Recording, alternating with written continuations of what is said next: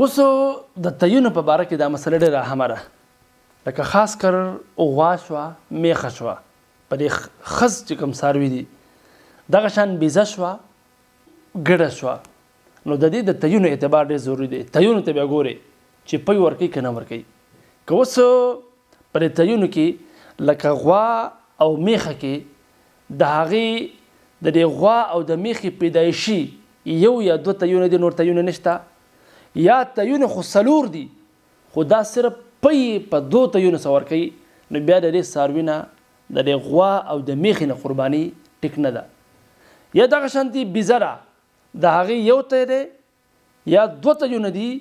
لیکن هغه تی چې کوم دی شوده چې په کوم تی څه ورکوي هغه یو تی سره شوده ورکوي، نو بیا د دغه بیزې نه هم قرباني ټیک نه ده.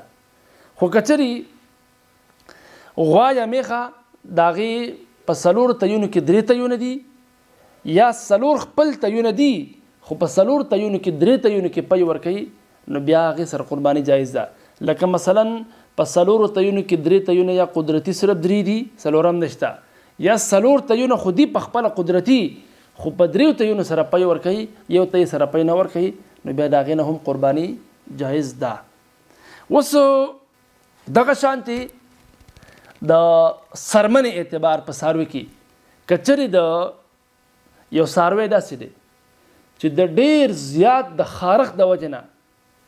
دومره بیماري پې د خارښ راغلی ده چې د هغې د وجې نه د هغې بدن کمزوری شوی دی، بلکل کمزوری شوی دی، نو بیا په هغې سره د هغې قرباني جایز نه ده. که چېرې د څاروي باندې خارښ دومره وي، لږ لږ خارښ پې سله خارښ وي، د هغې بدن ته پې هغه نقصان نه رسېدلی، بدن یې کمزوری شوی نه وي، بلکل کمزوری شوی خراب شوی نه وي، نو بیا د هغې نه قرباني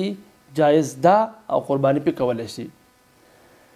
کم څاروی چې لکه په دې میخه کې دغه شانتې په دې غوا کې ښه څاروي چې کوم دي، یا ګډه شوه یا بیزه شوه، دا که چېرته د پیدایش ته د دې په ګېډه باندې بچی وي او هغه پیدایش ته نږدې وي، نو بیا د داسې څاروي قرباني کول مناسب نه ده، مکروه دي. او که چېرې پیدایش ته لرې وي، پیدایش ته نږدې نه وي، نو بیا په هغه څاروي سره قرباني جایز ده. بیا خاص کر د غاښونو مسله، د څاروي د غاښونو،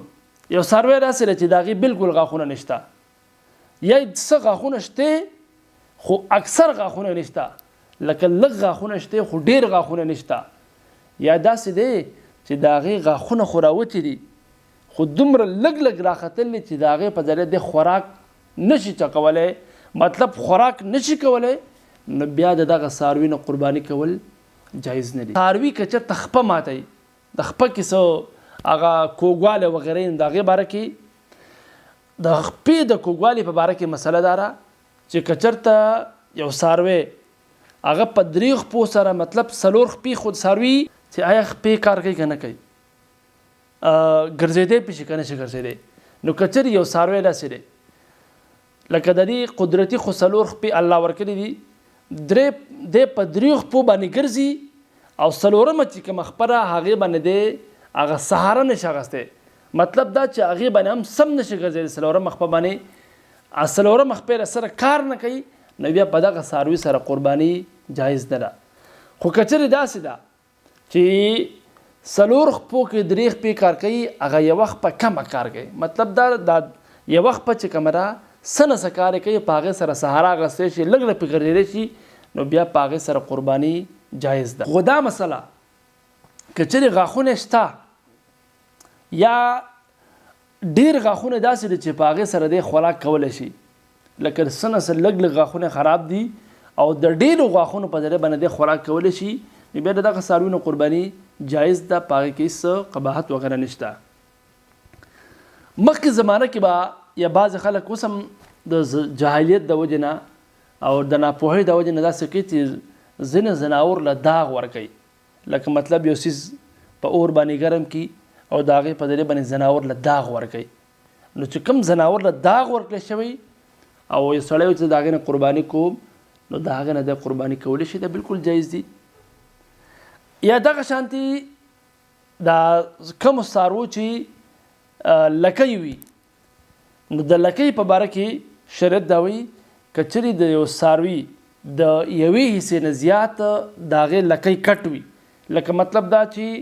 لکۍ 3 حصې شي، نو د یوې حصې نه زیات که د هغې لکۍ کټ وي نو د هغې نه بیا قرباني جایز نه ده. او که د یوې حصې نه د یوې حصې د لکۍ کمه کټ وي، لکه دا لکۍ د یوې حصې نه کمه کټ وي، نو بیا د دغه څاروي نه قرباني جایز ده. پای کې بالکل هغه شریعت د طرف نه کراهت وغیره قباحت نشته.